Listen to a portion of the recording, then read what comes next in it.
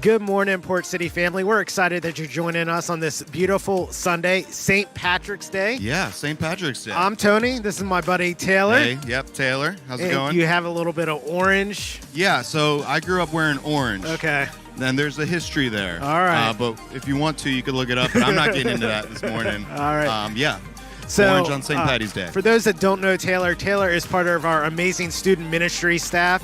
And we just announced Fuse Camp, our summer camp for middle school and high schoolers. And you've got some exciting news and maybe an update. It's been like 2 or 3 weeks, I think, since we announced. And our middle school camp is full-ish, which means open registration. We just can't have it open anymore. Okay. There might be room for students still, but that's based on cabin capacity. All right. So you can still get on that waiting list and make sure you are able to, if there is a spot, take it. You'd still go to the same place, portcity.church/fuse, yep. and you can get on that waiting list, make sure you can come. But that means we're at least 250 students That's already, exciting. which is cool. I've been before as a leader, and it's an amazing week.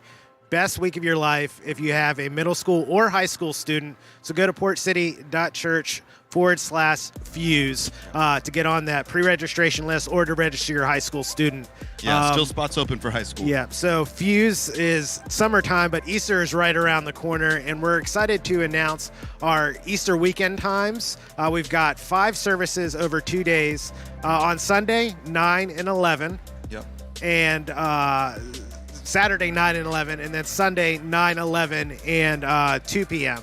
Okay. And so if you are watching online, we're going to stream online 9 and 11 o'clock. But we wanted to do something a little different to talk about Easter. So this is our Chubby Bunny staff champion.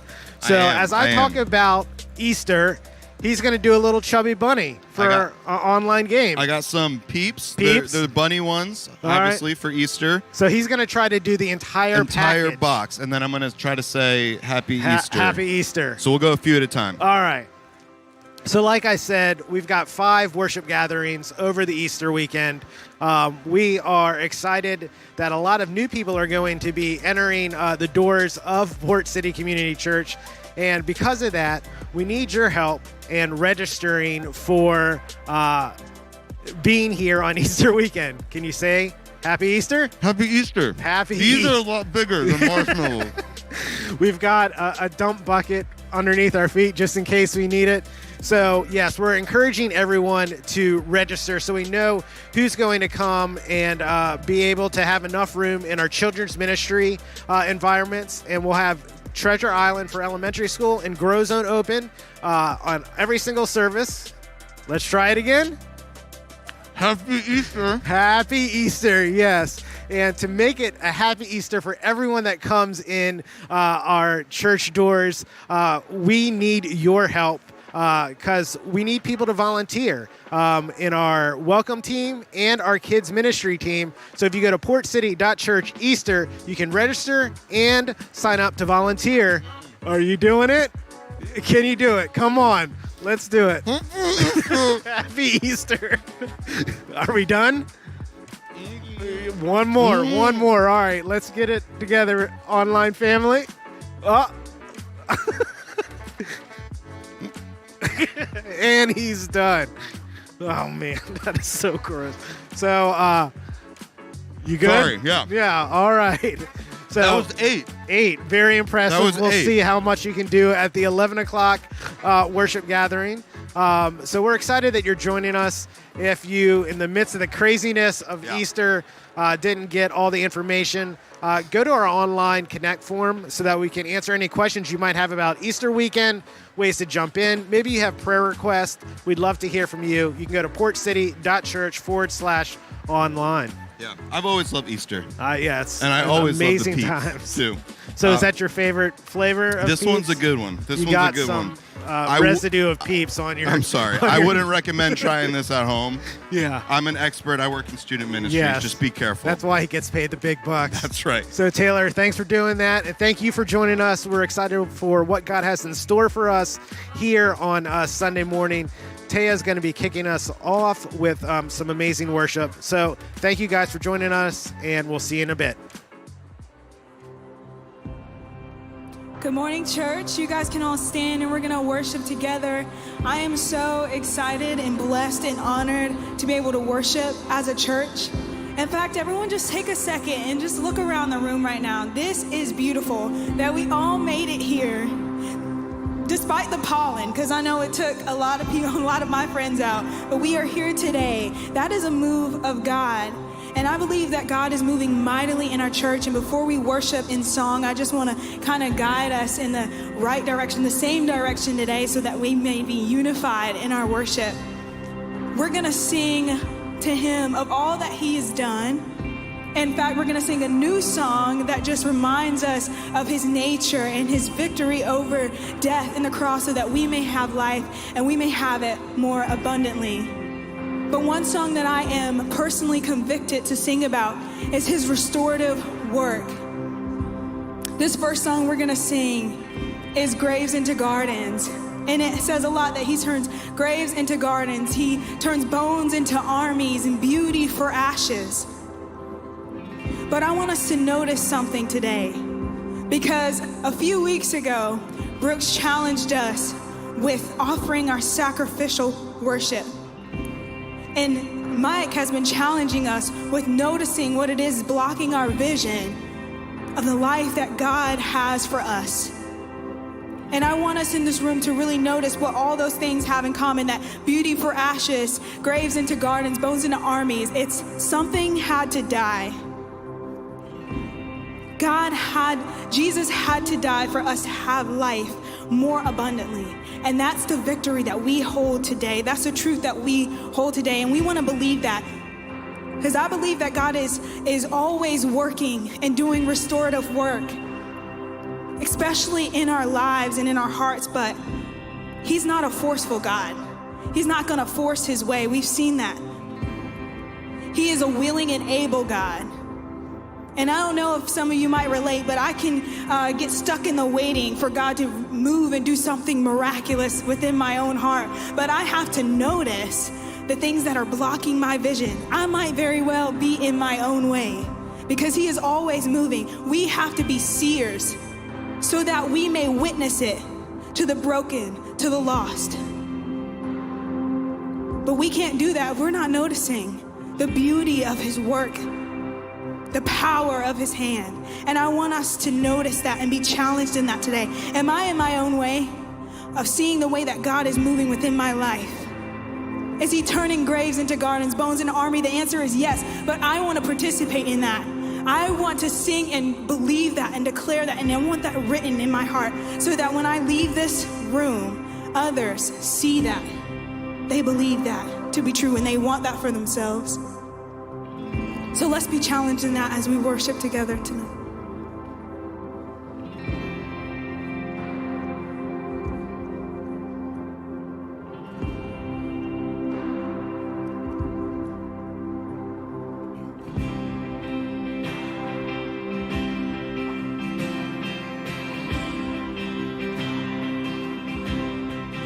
I searched the world, but it couldn't fill me. Man's empty praise and treasures that fade are never enough. Then you came along and put me back together, and every desire is now satisfied here in your love. Come on, we declare that there's nothing better than him. Oh, there's nothing better than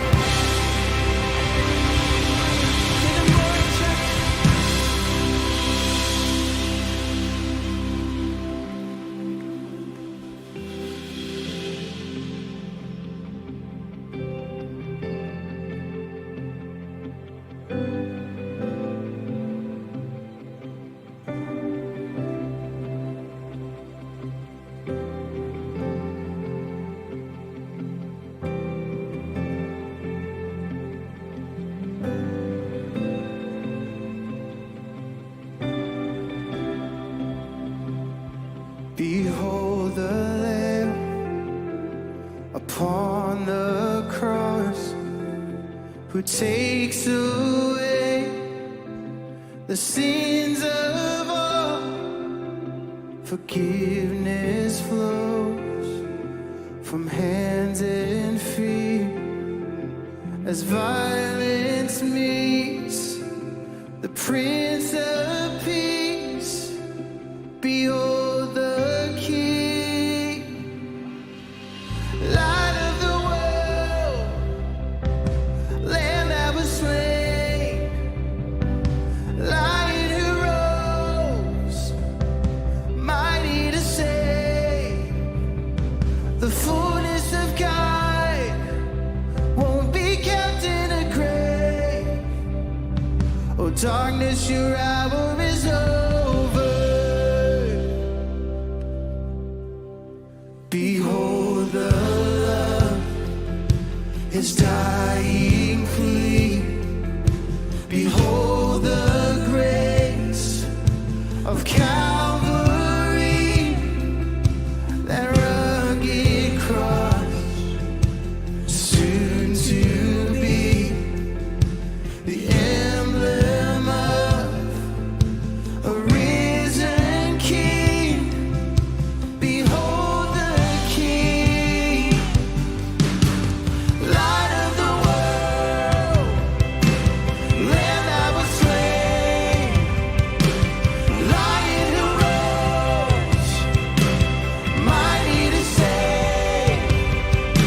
The fullness of God won't be kept in a grave. Oh, darkness, your hour is over. Light of the world, Lamb that was slain, Lion who rose, mighty to save. Oh, the fullness of God won't be kept in a grave. This darkness, your hour is over.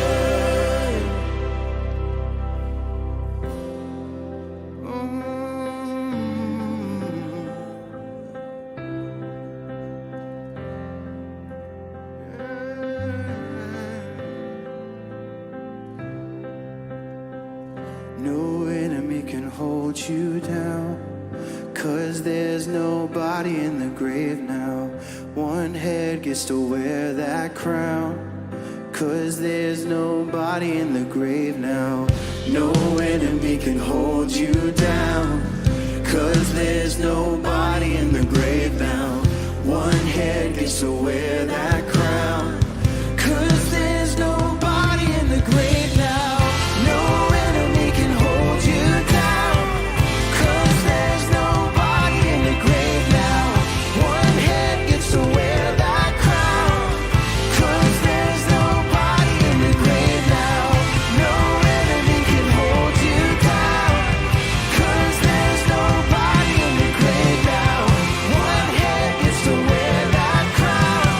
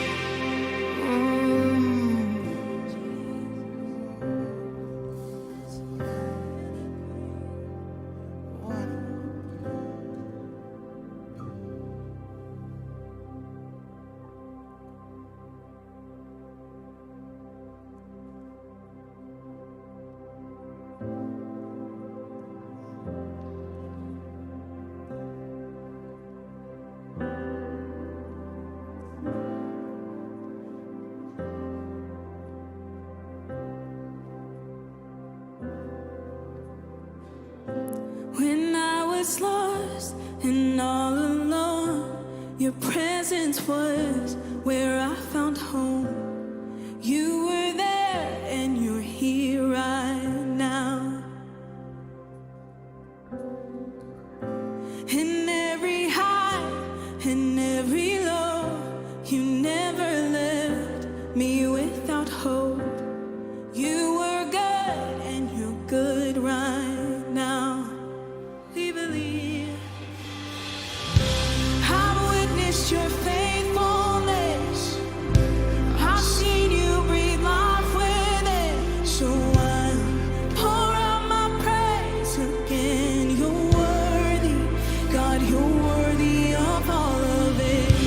Your promises never fail, and I've got stories I live to tell. So I pour out my praise again. You're worthy, God, you're worthy of all of it. Yes, you are. You left the throne and chose the cross, laid down your life to rescue us. The Savior then, the Savior now. But even death was not the end. You conquered hell so I could live. Resurrecting then, resurrecting now. That power is so true. Resurrecting then, resurrecting now. I witnessed your faithfulness. I've seen you breathe life within. So I pour out my praise again. You're worthy, God, you're worthy of all of it. And your promises never fail. I've got stories I live to tell. So I pour out my praise again. You're worthy, God, you're worthy of all of it. We know that you're worthy. We believe you are more, and you have more.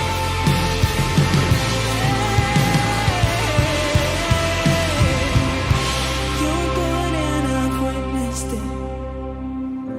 You're strong and I've witnessed it.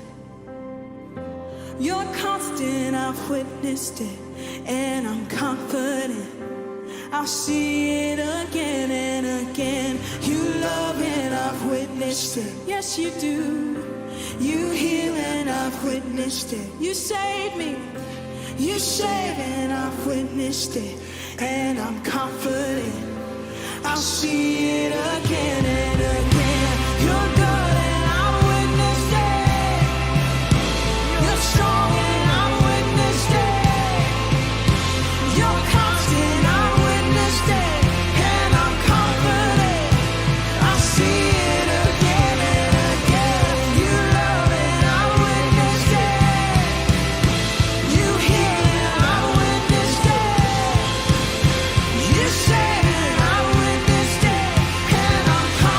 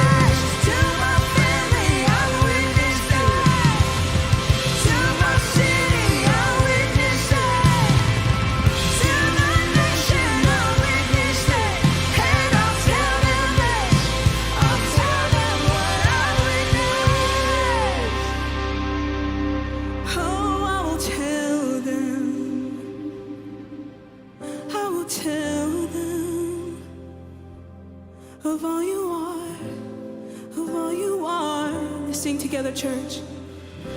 I've witnessed your faithfulness. I've seen you real.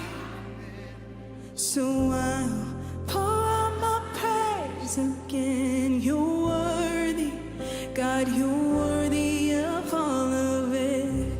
Your promises never. I've got stories out. So I'll.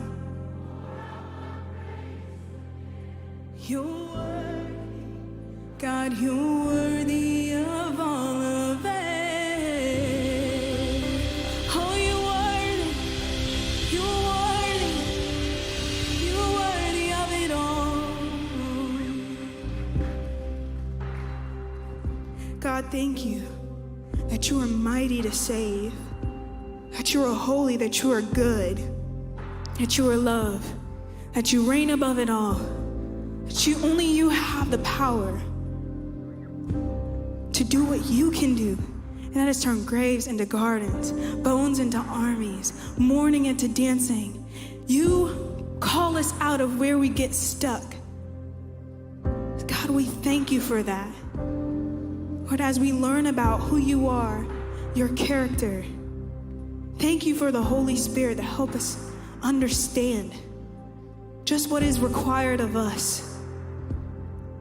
Help us to do the hard work of sacrifice and take on your easy yoke, and that is life, more abundant. You are willing to walk with us beyond these church walls. You walk with us outside of here. May we carry that truth, that you are good, so that we can witness it to the lost and to the broken. And we don't save it for ourselves. We overflow in that love and we give it as a church, as a family. Thank you that we don't have to do it alone. So God, I pray over every heart in this room, may you soften it, make it malleable so that you can do your work and that we participate in that with boldness. Thank you, God. In Jesus' name, amen. All right. Thank you guys for worshiping. We're going to have a couple minutes to just meet those around you and ask them, what is your favorite thing about St. Patrick's Day? All right.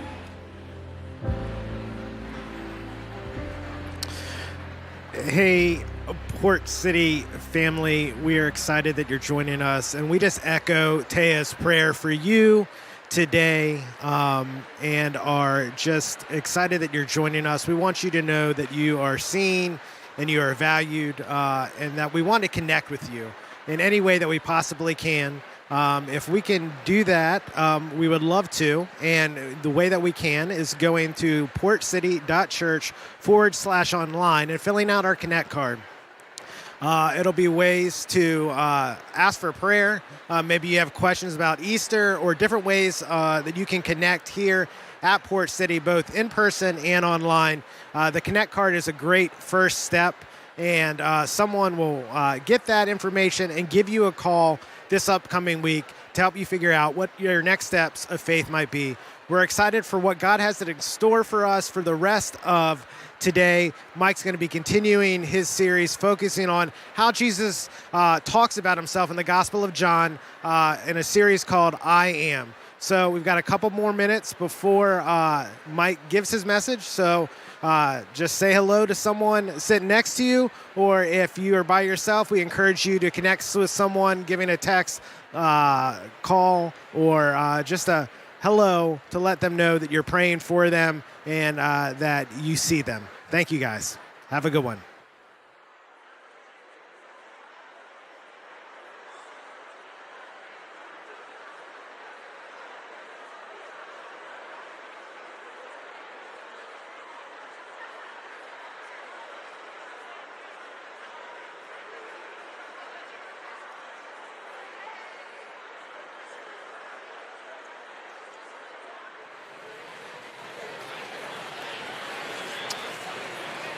Well, hello, church. How we doing today? Everybody, love getting to hear the church connecting, you guys connecting with each other. If you aren't already sitting, you can have a seat. And as we kind of move towards our time of teaching today, I wanted to take a few moments to remind us that Easter weekend is only 2 weeks away, everybody. Isn't that awesome? Easter is the biggest celebration for followers of Jesus. It is our biggest celebration. It is our biggest moment of the year as the church, because at Easter, we get to remember and celebrate all that Jesus is and all that Jesus did for you and for me, and that is well worth celebrating, and that is beautiful. And this year is gonna be no different, y'all. It's gonna be a beautiful celebration of Jesus, of the resurrection and what that means for us. But also, as a Wilmington campus here at Port City, this Easter is gonna be like no other. Most of y'all know that a couple weeks ago we had a pipe burst down in the Grow Zone hallway. We flooded 25,000 square feet of the building. It's being repaired, reconstructed, all those things. All of our kids' ministries have adjusted. They're in different spaces. And so this is a year that we got to be the church, and we got to be in this thing together. And so I guess this kind of feels like a little family meeting, like after dinner, it's like, all right, kids, we got to sit down, we got to talk about this. This is what we're talking about Easter, y'all, because we want to do this well. We do this right. We want to open up space for people to come in, to experience what the resurrection of Jesus means for them, and we want to be reminded of it for ourselves. And so this year, for Easter, we're asking all of us to do two things. We're asking all of us to attend intentionally and serve passionately. Attend intentionally and serve passionately. We want us to think about how we're going to enter into Easter weekend in 2 weeks from now. And hopefully, a lot of us probably are in the journey to the cross, the devotions, the reading plan, and that's starting to prepare you.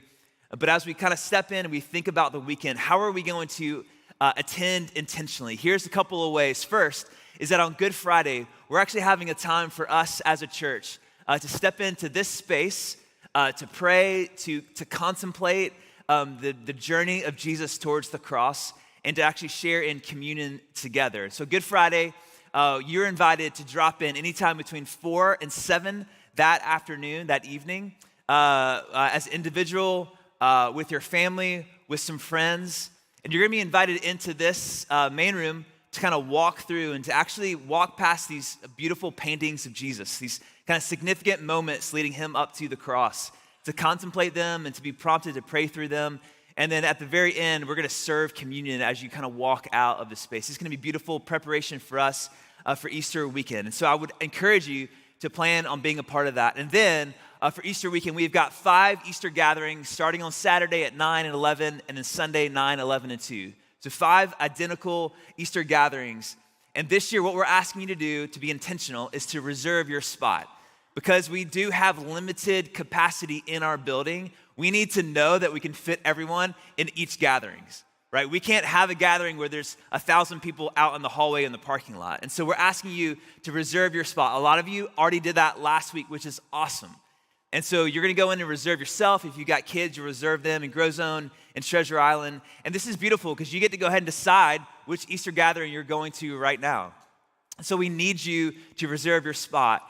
And specifically, we love you to reserve a spot on Saturday at 9 or 11 or Sunday at 2. We know that Sunday morning is a time that folks who are maybe new to church or coming back or back for the first time in a long time, they're gonna maybe just even show up. They're not gonna know what happened in our building. They're not gonna know that we're doing reservations. So we wanna make sure that we're leaving space for those people to encounter Jesus Easter Sunday morning. And so the Saturday, 9/11, those are awesome spots and opportunities. And actually, you guys are reserving spots for those. And then the Sunday at 2, that'll be awesome. You can go to Easter brunch and then come for 2 o'clock Easter gathering and then have the rest of your afternoon to just be and to celebrate and to remember. And so that's how we're asking you to attend intentionally and then to serve passionately. Listen, if you serve regularly and you haven't responded to your volunteer coordinator to let them know when you're serving for Easter weekend, that's your first passionate step, is let them know, I'm in and this is when I can serve. If you serve occasionally in our kids' men or on the welcome team, we need you. You're already trained, you're in the system. If you serve kind of once or twice a year, this is your time. And so you probably got an email, it's buried. Just reach back out to the volunteer coordinator and say, I wanna serve this Easter. If you've never served and you wanna jump in, we've got a form that you can fill out on our Easter page. Today would be kind of the ideal day to go ahead and tell us you wanna do that. In fact, after today, we're probably gonna have to cut that off for our kids' men because they gotta get trained. We might leave up the welcome team but that is an opportunity for those of you who haven't stepped in to serve yet to jump in with us. All that can be found on our Easter page. So today, if you haven't already reserved your spot for Easter, I need you to go to portcity.church/Easter. Reserve your spot, jump in to serve with us, and let's do Easter together. Does that sound good, everybody? Awesome. I'm excited. Thanks for clapping for a few of you. And now, before Mike comes out, I'm over my time, so I'm trying to get us through. Before Mike comes out, we're going to take our time to give. So it's just our time for us as a church family to give back to God, a part of what he's given to us, to trust him with it, and to trust him with what he wants to do in and through us. The ways you can give will be on the screen, and then in just a moment, Mike will be out for part 3 of I Am. Thank you, church.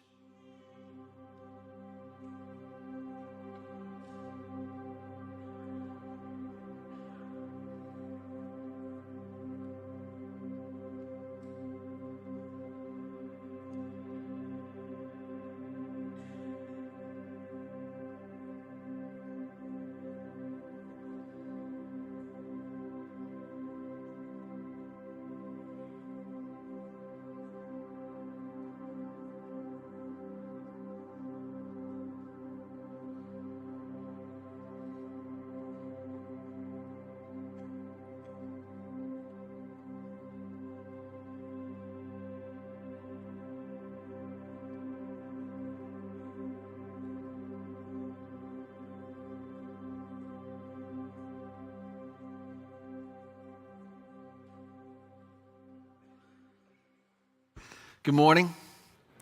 It's what a great day. It's good to be here. Thank you guys all so much. It's always good to be together. Yesterday we had a women's gathering here for a bunch of women. I was here. I was actually sitting up in the balcony because my daughter was one of the people, the ladies who would be speaking. Her and my mother-in-law shared together. It was just really sweet to hear. She's 22, she's out of college, has a real job and all this kind of things. And yesterday, after they were over, I got to go, my oldest daughter, my youngest daughter, and then her baby, my grandbaby, Lennon. We all got to go to brunch together, just the four of us. And I was it's just real like kind of emotional, nostalgic, just like this, just cherishing this like really sweet time with my girls. And I began to think about being a parent. I remember one of the coolest things about being a parent was getting to tell your kids what to do. I don't know if you remember this, right? When they got old enough to like start to listen, you get to tell them what to do. And I remember thinking this very specifically, that as someone who follows Jesus, who holds the scriptures to be authoritative, God has commanded children to obey their parents. So I'm like, this is a great thing, right? That means my kids have to do what I tell them to do because God has kind of commanded it to be that way. But it also means that I have to pay really close attention to what I'm asking my kids to do if I'm speaking on behalf of God, right? Do you see how this works? And so we give our kids all kinds of commands, and sometimes we'll make up rules just to make sure that they do the things that we want them to do. And what gets lost in the parenthood is why you asked your kids to do something in the first place, right? Because at some point in time, it just becomes, I just need you to do this so I don't lose my mind. And that has to be enough. And as your kids, you don't understand it, you're trying to figure it out, but you will, one day. But one of the things that's really interesting, whenever I would tell my kids to do something when they were younger, I would say, hey, I need you to do this. And then they didn't do it. The question that I would ask them is, did you hear me? Did you hear me? Why am I asking that? Because what you're assuming is that if you heard what I said, then you would have done it. You would have cooperated or obeyed or some version of that. So we asked them, did you hear me? What you're going to see today is a lot of this language. You've already seen it over the last few weeks where Jesus would say, whoever comes into the light, right? Whoever lives by the truth comes into the light. You'll hear this language about listening and hearing and responding, and it's all the same thing. It's all the same thing. And I want us to get to this idea where you understand why it is that you need to learn how to recognize and to hear God's voice and to be willing to do what it is that he's asking of us. Why is that important? What is he actually trying to do in this when he says, did you hear me? And what our response to that is. So We're talking about this kind of journey through John. Today we'll be in John chapter 10 again. We've looked at Jesus being the light, Jesus being a gate, Jesus being a shepherd. We'll continue that today. But he made these pointed statements, and part of this is the way John is constructed, the Gospel of John is constructed, is he uses this idea of how Jesus would be in conversations or sometimes confronted by religious leaders and others, and he would use these statements to say, this is who I am. He's revealing himself to those people, and I think through that, he's revealing himself to us. And particularly one of the most important places, we looked at this every week, is when the Pharisees are confronting him and they're talking about, Abraham is our father, and Jesus makes this statement that before Abraham was, I am. And it's a direct reference to how God revealed himself to Moses in Exodus 3 when he says, I am that I am, when he reveals his name to him. And Jesus is essentially saying, I am God. And what I'm trying to get us to understand the implications of that and how we think about this, because a lot of us have grown up, especially if you grew up like I did, where the Bible was used as a way to kind of prove points.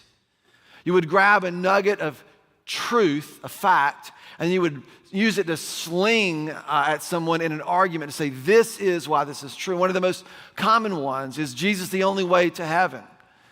And so everybody would say, oh, let's find this verse, and then we would proof text. We'd yank out John 14:6 and say, here's the verse that proves that there's one way to heaven when you die. We're using this idea of truth or a true thing to prove something to be correct or right.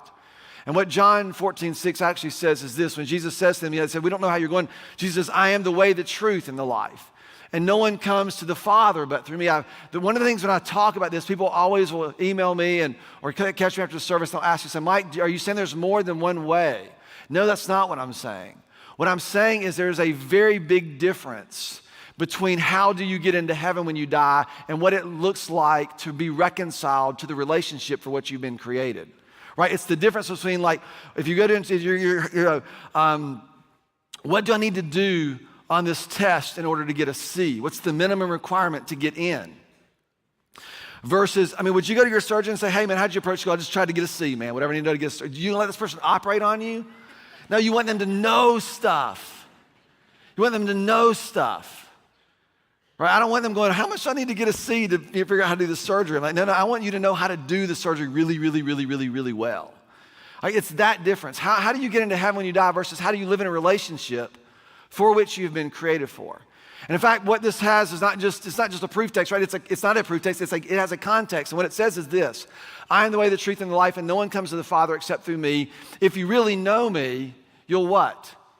You'll know my Father as well. If you have, from now on, you know him and you have seen him. Why? Because Jesus is God. Like, what I'm trying to get us to understand is to start to think about this. What are the implications of how God reveals himself to us as the way, the truth, and the life? And particularly today, as I think about this, I want us to think about how Jesus reveals himself and says, I am the truth.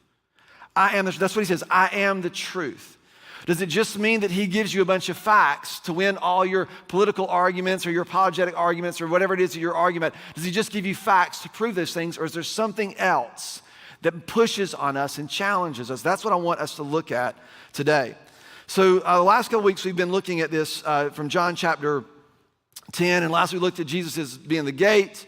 And if you remember, I drew this clever little picture last week. I've kind of cleaned it up, so I have to do it again today. But what we learned was that Jesus actually, he is the gate, right? He is the gate. And we observed last week there are two things that were required, because this whole idea that Jesus says is he's leading his people out, and we'll see this again this morning, he's leading people out of the pen and into a place where they'll find pasture. And there's two things that Jesus says that are required, two things that from this illustration that are required for sheep to get out of the pen and out into pasture. And number one was the gate, and number two was the shepherd. And Jesus comes along last week and he says, I am the gate. And today we'll notice what he says in John chapter 10, starting in verse 11. He says this, that I am the good shepherd. So he's both of these things. Again, that was last week's talk. If you want to go back and listen to that, you can find that. But he says, I am the good shepherd. And then what does he say next? The good shepherd does what? Lays down his life for his sheep. So you're going to start to notice what we're trying to do when we look at this, and when I read the scriptures, what I want to try to do is to sort of observe, say, what am I noticing? What am I seeing? And then what does this say? What does God say to us through this? What's revealed to us? The hired hand is not the shepherd, and he does not own the sheep. So when he sees a wolf coming, he takes off and he abandons them and he runs away. Then the wolf attacks the flock and scatters it. But the man runs away because he is a hired hand, and it's really interesting that he adds this idea here, he doesn't care. There's something about him that is more concerned with his own well-being than that of what he's been entrusted to, with getting his own way and preserving his own life than with this other. Cares nothing about the sheep. And then Jesus says again, I am the good shepherd, my sheep know, I know my sheep, and my sheep know me. And he connects here this idea of knowing with caring. There's a relational idea that starts to develop. So last week we looked at this. He leads us out of the sheep, right? He summarizes. And what he says is that when he come out of this pasture, out of this place, out of this pen, in this, what we find is two things. Number one is we find salvation, that we will be saved. Whoever enters through me, Jesus said, will be saved. And number two is they will find pasture. And what I mentioned last week was that most of us have a picture of what it means to be saved. And you immediately think pearly gates and St. Peter standing there and asking you some question. And if I said, what image do you have of fine pasture? You're like, I don't really have one. Green grass, what is it?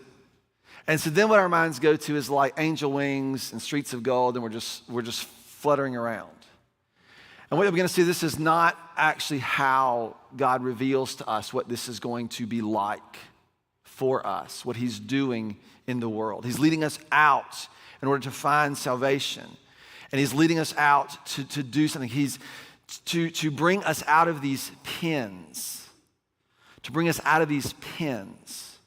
And we taught this last week. What are these pens? We're going to keep reading. I want to look at this because he says, if we pick up in verse 14, I am the good shepherd, right? I know my sheep, and my sheep know me. Just as the Father knows me, and I know the Father. So he's pulling us into this relationship, to this way of life that he's describing here. Then here it is again. I do what? I lay down my life for my sheep. Where's this coming from? Like when you're reading the Bible, you're like, where is this coming from? Sheep, take them out and let them feed them and do these things. And then he's saying, no, the shepherd lays his life down for his sheep. And then he goes on, this is what we looked at last week a little bit. He said, I have other sheep that are not of this pen, and I must bring them in also. And actually he says, I must bring them also. I must bring them out of their pens and into this place. He's not leading us out of one pen into another pen. He's leading us out of our pens and into fine pasture. It's a really, really important thing for us to understand, because what a lot of us do in our arguments is we pick a way of life, a philosophy, and sometimes it's defined by a political position or category. Sometimes and what we think is that we're trying to get people out of other pens and into our pens. And what Jesus is saying, you all have to get out of your pen. That's what he's doing. I must bring them also. They too will listen to my voice. And here's why. There'll be what? One flock and one shepherd.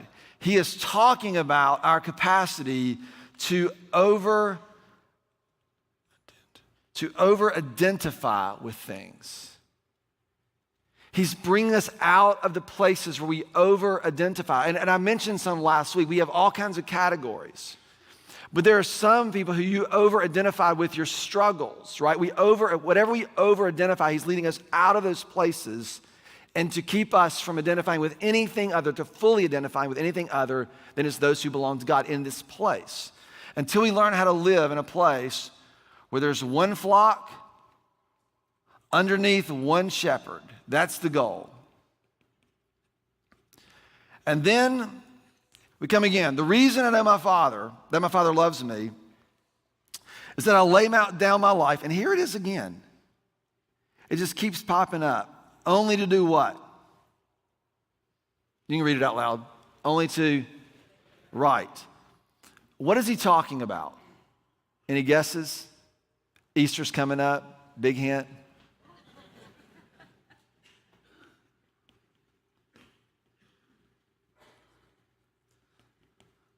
The resurrection. This is where this is driving. This is what I love about John. John is giving us this. So Jesus is telling this story about sheep and shepherds and pens and gates. And he says, I'm the gate and I'm the shepherd. And then he gets to and then all of a sudden he starts saying the reason that my Father, and I don't have time to get into the reason why, that's a whole different thing. But basically what he says is this next part is so important. He says what? No one takes it from me. Nobody takes the life of the shepherd. But instead what? I lay it down of my own accord. And then I love this. He says, I have the authority to lay it down. I have the authority to take it back up again. This is so critical for us to understand. Because what you're going to see is Jesus ends up before Pilate, if you know the story. I've been spending a lot of time. I've glossed over. Half of each of the Gospels is about the arrest, trials, crucifixion, and resurrection of Jesus. 50% of every gospel is about, that's like you have all these stories and teachings of Jesus. Halfway, all of them turn the corner and go to the arrest, the trials, the crucifixion, the resurrection of Jesus. Half of them. And that's most of what we read about Jesus. And what you see is they come to him, they arrest him in the garden, they bring him before the high priest. And the high priests are like, we want to get him killed, but we don't have the authority to kill him because we're a puppet. We operate underneath Rome, and only Rome has the capacity to crucify someone, to execute someone. So we're going to send them to Pilate. Pilate's like the puppet governor of this area, of this region. He operates under Rome, and he's there to do Caesar's bidding, mostly to keep the Jews in check and to keep peace, make sure nothing gets chaotic. This is why insurrections were so quickly squelched, because whenever someone raised up against Rome, they just killed them all.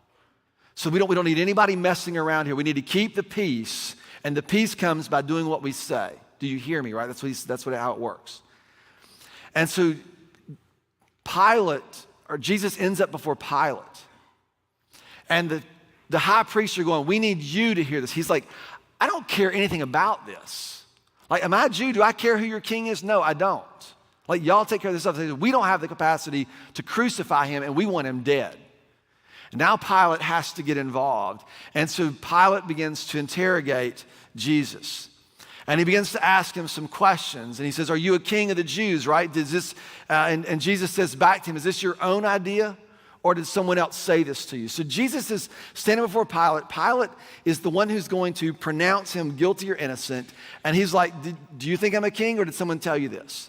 And then Pilate's like, look, I just want you out of my hair. Can you just give me something I can go with? And then can you tell what you've done? And here's what Jesus says in John 18. Jesus says, my kingdom is not of this world. If it were, what would happen? We would run ads and destroy people with our words. And if that doesn't work, with our money, right? Do you see what's happening here? How often do we get rolled into a kingdom that we don't belong to? If my kingdom were this world, we would operate the way everybody else does. That's what Jesus is saying. They would fight to prevent my arrest by the Jewish leaders. They would not allow this to happen. But who lays their life down? Who has the authority to lay it down? Jesus. Nobody is doing this to Jesus. To prevent my arrest by the Jewish leaders, but my kingdom is from another place. And then Pilate says, you are a king then? And then Jesus says, you say that I'm a king. Those are your words, not mine. Like, don't you love this? And then you see this. In fact, the reason that I was born, here it is. This is why Jesus showed up. And I came into the world is to do what? To testify the truth.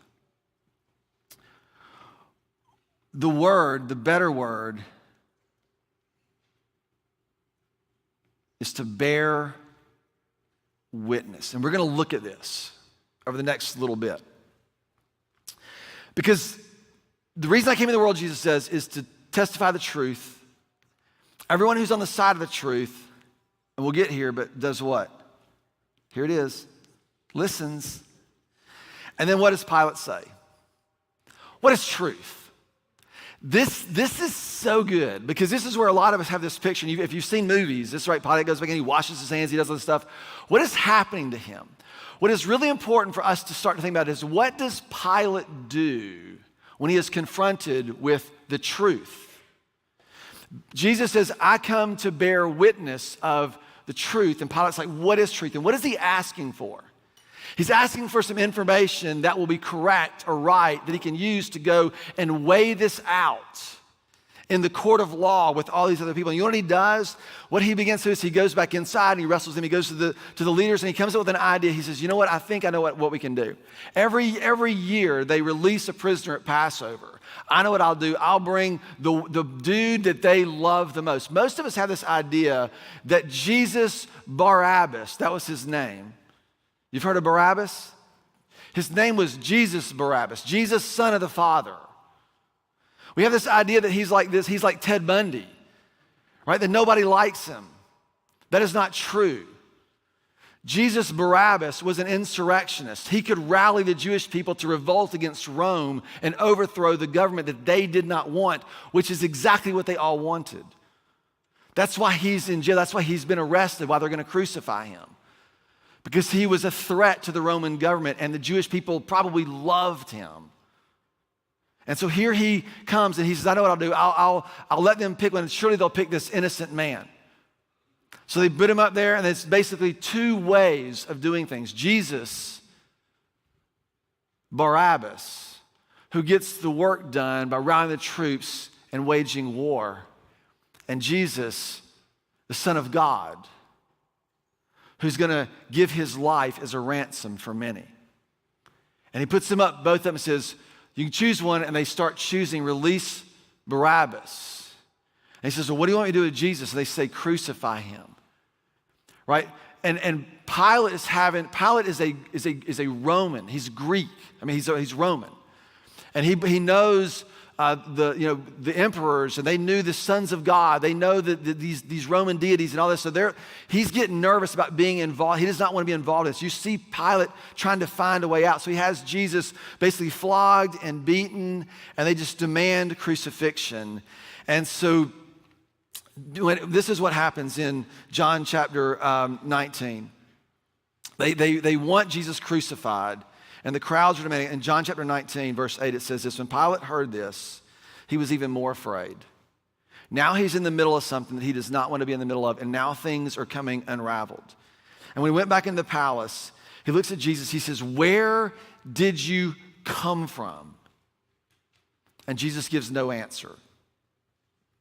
Jesus gives no answer. He just stands there doing what? He's bearing witness of the truth. Pilate wants information, he wants facts, and he is confronted with a reality that he cannot shake. And he's doing everything he can to get out from underneath it. Have you ever done this?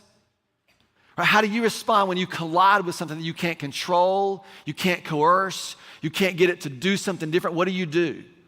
We resort to all kinds of things, and Jesus is just letting this truth press against these two realities. He's just letting the reality of God and his kingdom just weigh against his own will and his own way and his own intentions and his own desires. This is what Jesus is the truth does to us. And what Pilate finally does, he breaks. And what does he say? Don't you realize that I have the power to either free you or to crucify? And there you have the truth. That's what Pilate believes. This is not a confession. This is simply a statement of what Pilate believes to be true. I have the power to do what I want to do right now. That's what happens when we were squeezed and we're pressed. It's the fact that he cannot coerce or force Jesus to do something that he wants him to do. Notice, Jesus doesn't defend, he just bears witness. No one takes my life from me, but I'll lay it down on my own accord. I have the authority to lay it down, and I have the authority to take it up again. So here's what the truth does. It does two things. Number one is the truth exposes this illusion. In our world, and this is just the way the world works, we live under the illusion that we have the power to make things right by proving our arguments to be correct. And all of us have done this. If someone just saw the facts as they were, surely they'd be different. Surely things would be right. If we just all believed the right things about the right things, then the world would be as it should. And so we find truth to be useful to us in making our case for being right. This is actually, there's a passage in 1 Corinthians 15. It's always, death, oh death, where's your victory? Where's your sting? We always hear this at funerals. And the next line it says, the power of sin is the law. The power of sin gets its fuel by us trying to use something that's to bear witness to us, on us, and reshape us from one reality into another. And we try to use it to preserve our own way. And truth is not a tool to be used for right arguments, but rather exposes this illusion and then invites us to encounter something. The truth of Jesus and the cross, I want to say this very carefully. The truth of Jesus and what's about to happen to him on the cross exposes the inevitable descent towards separation and then division. And then the use of coercion and manipulation to defend those divisions, to use facts to get our way, thinking that we're brokering the truth. And the futility of this way in this world will always lead to an escalating frustration, and it will ultimately result in violence. This is the way of the world. Pilate said, don't you know that I have the power? And we may not use violence, but we use power, and we use money, and we use influence, and we do all kinds of things to force our way or to preserve it. And all the while, there's a truth that stands. And here's the thing I want you to understand. Number one, the truth is that you've been made by God and for God. That is a fundamental, foundational truth. And because of that, what it stands to reason is that you will never find the life that you were looking for. The truth that you will not find the life that you were looking for apart from a life with God. And you're likely to stand and to resist and to do all kinds of things. To say, no. If I do this, will you do that? We're trying to coerce or use or get God to do something on our terms. We do all kinds of things to wash our hands, to present other options, to keep ourselves from having to live underneath this pressing reality. And Jesus exposes the reality that we can have the life that we most want on our terms, that we can sort of do God's will our way. An encounter with Jesus, as the truth, exposes the things that we tend to depend on. It's interesting, the word truth. It comes from the old word troth, which is where we get our word betrothed. If you ever heard it, we don't use it anymore. My daughter's betrothed to be married, right? She's engaged, but she's betrothed.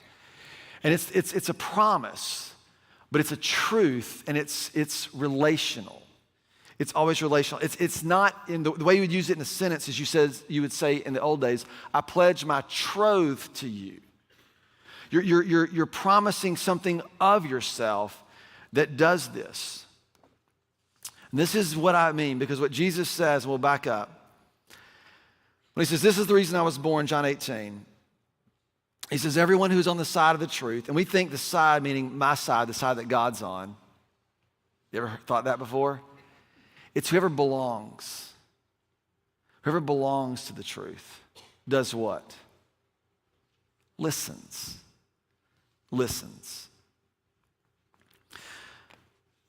The truth exposes our illusions. And the truth also makes us right. And there are two ways that it does that. Number one is you can be correct. You can arrange facts, use truth, and you can be right. And there are a lot of people who I know who have done that, and they are right in all the wrong ways, and it never works that way. Know anybody like that? Those are fun people to be around. And what we're always doing is we're always using the truth. And we're never allowing the truth to bear witness, to press on us. We're always trying to, and some of us have gotten so good. Most of the stuff that I watch where people are like destroying other people in their political arguments or their religious arguments fall in this category. But that's a shallow version of what God came to do to make you right. He did not come to make you correct. He came to make you become the way you've always been intended to be right. Remember we talked about dikaiosune? It's this depth of rightness that only comes when we allow ourselves to be exposed for who we are in light of who God is. And we trust him and we learn to respond to him. And you can be correct, or you can be the way that you've been created to be. I am the good shepherd and my sheep know me. So what do we do? What does this mean? All of those who belong to the truth, who learn to live in this, we do what? We listen to the truth. So here's the thing. When I would tell my kids to pick up your shoes or to help clean up after dinner, or I would give whatever commands I was giving, right? Thus saith the Lord through me, you are to do this. What is it that I want? I remember early on as a parent, I had to think about this because what I wanted was my house to be clean and orderly, right? And that's what you end up resorting to because it's sometimes the only thing you can figure out. But I knew that wasn't enough because if my kids grow up thinking that they need to listen to what I say in order to do what they've been asked, we're going to miss something along the way. And what I want when I ask my kids to do something is I want them to care. Right? When you ask your kids to like pick up their shoes, you're saying, can you care about things that I care about? Can you cooperate and participate to make our home a place of flourishing? Can we do this together? Isn't that what you mean? And you know what you need to do that? You don't need authority. You need trust. You need trust. And so all along the way, I remember my oldest was very small. I had to think about this because it was so tempting to go, I just need you to do what I say so I don't lose my mind, and that's enough.